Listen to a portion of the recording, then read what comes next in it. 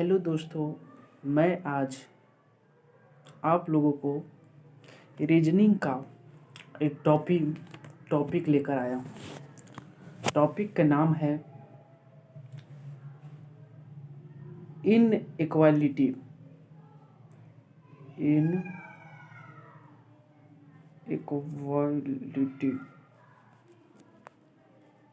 जिसको हिंदी में कहते हैं असमानता।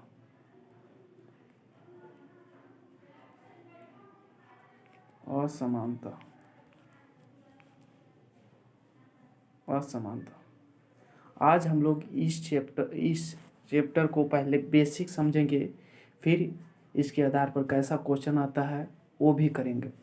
तो सबसे पहले हम इनइक्वालिटी के बारे में थोड़ा सा बताते हैं। इनइक्वालिटी मेन रूप से सिंबल होता है। क्या होता है? सिंबल होता है, यानी चिन्ह होता है। अब हम चिन्ह के बारे में थोड़ा सा समझते हैं। तो पहला नंबर चिन्ह देखिए आप लोगों को। अगर किसी भी चिन्ह का इस प्रकार से रहे तो इसको कहेंगे, पढ़ेंगे क्या, पढ़ने सिखाते हैं, greater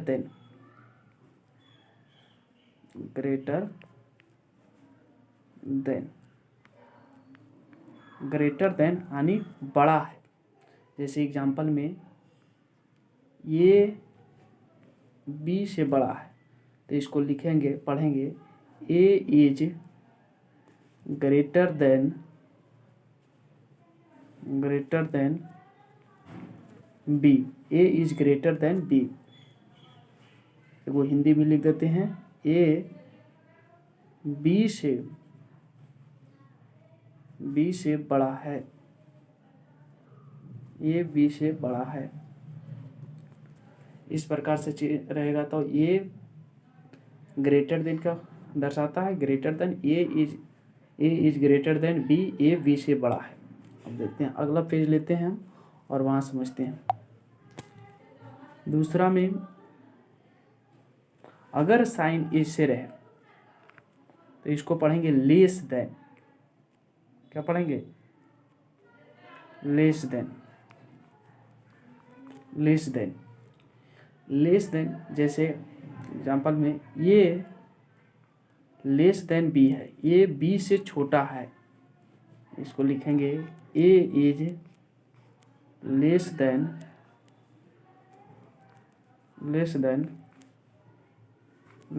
B. A is less than B.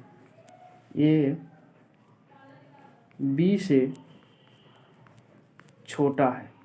ये बी से क्या है? छोटा है। इसी प्रकार से एक चिन्ह और होता है जिसको पढ़ेंगे तीसरा नंबर। इसको कहेंगे इक्वल टू यानी हिंदी में इसको कहेंगे समान है, बराबर है। इक्वल टू, जैसे ए इज इक्वल टू बी। ये बी के बराबर है। ये बी के बराबर है।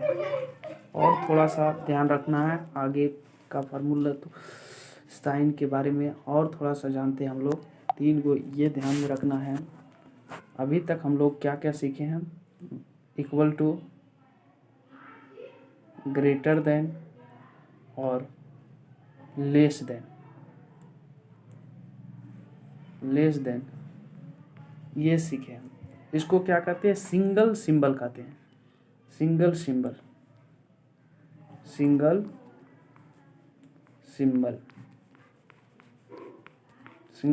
कहते हैं। सिंगल सिंबल यानी एक चिन्ह कहते हैं। और अब हम लोग सीखेंगे डबल चिन्ह। जैसे पहला नंबर सीखेंगे, ए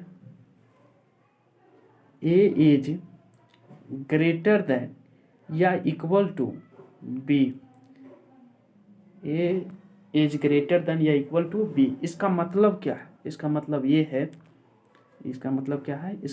है कि ये बी से बड़ा है या ये बी के बराबर है।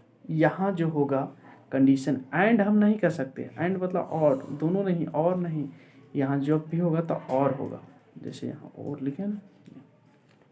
जैसे दूसरा कंडीशन है इसी में कि ए इज लेस देन या इक्वल टू बी। इसका मतलब क्या है? इसका मतलब आप लोग समझ गए होंगे क्या हो सकता है कि ए जो है, ए इज लेस देन बी, या फिर ए इज इक्वल टू बी, ये बी से छोटा है या बराबर है, ये कंडीशन होता है। ये क्या होता है? कंडीशन होता है। और थोड़ा सा कंडीशन के बारे में हम लोग देखते हैं। देखिए साइन मतलब समझ जाइएगा, ऐसे जो साइन होता है, ये जो बंद होता है, बंद होता है, बंद जो होता है वो क्या होता है? छोटा होता है। बंद जो होता है छोटा होता है, और जो खुला होता है, खुला जो होता है, खुला जो होता है वो क्या होता है? खुला जो होता है वो बड़ा होता है। साइन को पढ़ने में कोई दिक्कत नहीं होना चाहिए, क्योंकि इसी साइन पर ही ये चैप्टर बेस्ड है, आधार पर ही है, इसी पर। जैसे एक कंडीशन और है, ये is not greater than B, A is not greater than B.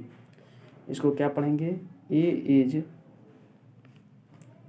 Is not greater than, not greater than, greater than B. तो इसका मतलब क्या हुआ? ये बी से बड़ा नहीं है। बड़ा नहीं है ठीक है, तो इसका मतलब दो चीज़ होता है। बड़ा अगर नहीं है कोई भी चीज़ तो छोटा हो सकता है, ए इज लेस देन बी, या फिर ए इज इक्वल टू बी। ऐसा तो नहीं है कि बड़ा भी होगा और बराबर भी होगा, एक चीज़ होगा, या तो ये होगा, या तो ये होगा, या तो ये होगा। तो आइदर और का केस यहाँ बनेगा। क्या बनेगा? आइदर और का केस बनेगा। आगे हम देखते हैं इसी प्रकार। तो हम लिख सकते हैं, क्या लिख सकते हैं? ये लिख सकते हैं, ये लेस देन या इक्वल टू बी, ये less than equal to B same होगा किसका? ये is not greater than B, A is not greater than B. ये दोनों क्या है? सेम है, क्योंकि ये कह रहा है ए बी से बड़ा, ए बी से बड़ा नहीं है, बी से बड़ा नहीं है, तो बड़ा नहीं है तो छोटा होगा या बराबर होगा। और एक होता है इसी में, यहाँ कर देंगे, ये लेस देन बी, ये लेस देन बी, ये बराबर होता है ये ग्रेटर देन, ये लेस देन, ये is not less than B. ये बी से छोटा नहीं है, छोटा नहीं है तो बड़ा होगा या बराबर होगा। तो ये भी सेम होता है। क्या होता है? सेम होता है। अब क्वेश्चन कैसे आता है इस पर हम विचार करते हैं। क्वेश्चन को अब देखेंगे, हम क्या करेंगे? क्वेश्चन को देखेंगे, तब हम क्वेश्चन लाते हैं। क्या करते हैं? क्वेश्चन को लेते हैं।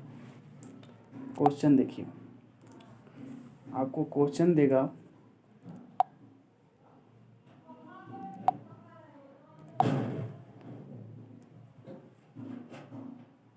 आपको क्वेश्चन रहेगा, वीडियो लंबा हो गया है, इसमें यहीं तक देखते हैं। आगे हम नेक्स्ट वीडियो में देखेंगे क्वेश्चन कि किस प्रकार से इस पर पूछा जाता है। Thank you very much. जय भारत।